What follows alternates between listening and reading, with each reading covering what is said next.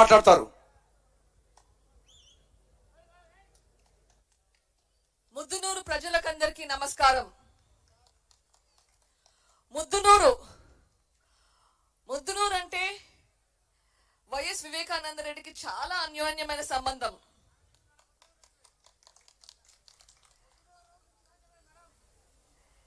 ఎందుకంటే ముద్దునూరుకు వచ్చిన సార్లు ఏ ఊరికి వెళ్ళిండారు అనుకుంటా.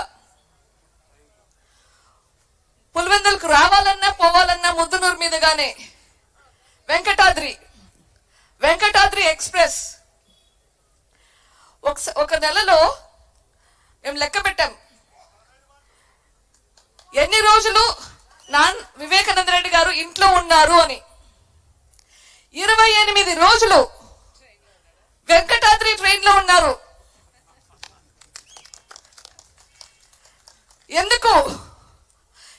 ఎందుకంటే మీ కష్టాలు ఏమన్నా ఉంటే ఇక్కడ ప్రజలకి తీసుకెళ్లి హైదరాబాద్కి వెళ్ళడం, మళ్ళీ ఎన్నికి రావడం, ఇక్కడ ఎవరికైనా ఏమన్నా ఉంటే మళ్ళీ పోవడం, ఇదే ఆయన పని.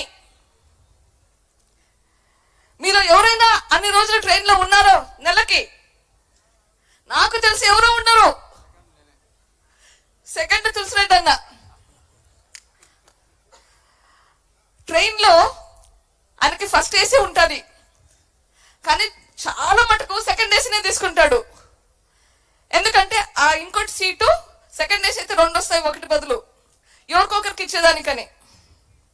సో ఎవరికన్నా టికెట్ లేకుంటే పక్కన ఉంటారు. వివేకానంద రెడ్డి గారు అజాత శత్రువు అంటున్నారు. రాజకీయ అజాత శత్రువు అంటే ఆయనకి ఎవరి మీద ద్వేషం ఉండదు, ఎవరి మీద కోపం ఉండదు. ట్రైన్ లో మన వివేకానంద రెడ్డి గారి వర్ధంతి రోజు చెప్తున్నారు ఎంతమంది వెంకటాద్రి ఎక్స్ప్రెస్ లో ఎంత ఉన్నారని చెప్పి. ఏ పార్టీ, ఏ కులము, ఏ మతము అన్నది విభేదాలే లేవు. ఆయనకు అందరూ ఒకరే. మీరు ఎప్పుడైనా ఏమైనా పని కావాలి అంటే ఆయన నాకు మీరు ఓటు వేశారా అని ఎప్పుడు అడగడు. మీరు మా పార్టీనా అని అడగడు. మీరు ఏ పార్టీ అయినా గాని, ఏ కులము, ఏ మతమైనా గాని మీకు ఏదైనా అవసరం ఉంటే చేసి పెడతారు. అవునా కాదా? అటువంటి మనిషి ఇంత దారుణంగా హత్య చేయబడ్డారు. ఎందుకు? ఆయన షర్మిలమ్మ గారికి సపోర్ట్ చేద్దామని. ఆయన లేకుంటే ఆయన మంచితనము మర్చిపోతారు అనుకున్నారు. ఆయన షర్మిలమ్మకి ఇచ్చే సపోర్టు ఉండదు అనుకున్నారు. ఇది న్యాయమా? 7 సార్లు గొడ్డలిపోటుతో తల మీద 60 సంవత్సరాలు పై మనిషి, వయసైన మనిషి మీద ఎంత కోపం ఉంటే అంత అట్లా చేస్తారు. అంత క్రూరంగా చంపారు. అది ఎవరా అని అర్థం కాలేదు. ఆరా తీస్తే అది మన వాళ్ళే అని తెలిస్తే చాలా చాలా బాధేసింది. మన వాళ్ళైతే మాత్రం తప్పైతే తప్పే కదా, తప్పు చేస్తే ఎవరైనా తప్పు శిక్షించాల్సిందే కదా అని ముందుకెళ్లాల్సింది వచ్చింది. ఈ పోరాటంలో ఈరోజు మీ ముందుకు వస్తున్నాను. వివేకానంద రెడ్డి మీకు అందరికీ చాలా అన్యోన్యత ఉంది. రాజశేఖర రెడ్డి గారు, వివేకానంద రెడ్డి గారు ఈ ప్రాంతంలో అందరికీ చాలా ముఖ్యం. ఆయన చనిపోతే అది మా సొంత విషయం కాదు, అది మన ప్రజల విషయం.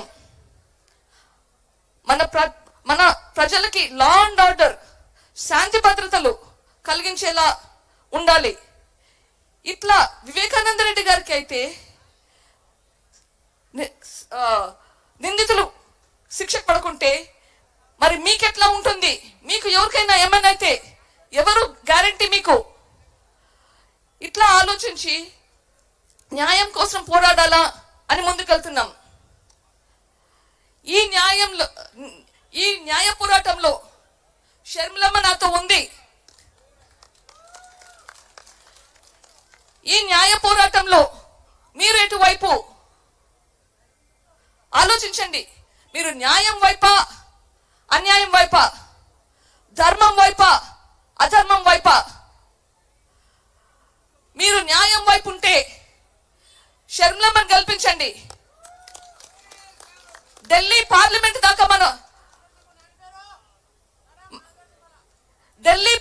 దాకా వైఎస్ వివేకానంద రెడ్డి హత్య గురించి తీసుకెళ్తాది, ప్రశ్నిస్తుంది, మన కోసం పోరాడుతుంది. వైఎస్ వివేకానంద రెడ్డికి న్యాయం జరగాలని పోరాడుతుంది. మనం వైఎస్ షర్మిలమ్మని గెలిపించుకోవాలి. మన ఓటు ఎటువైపు? మన ఓటు ఎటువైపు? మన ఓటు ఎటువైపు? ఎవరికి? ఎవరికి? ఎవరికి? Thank you. పులివెందుల పులిబిడ్డ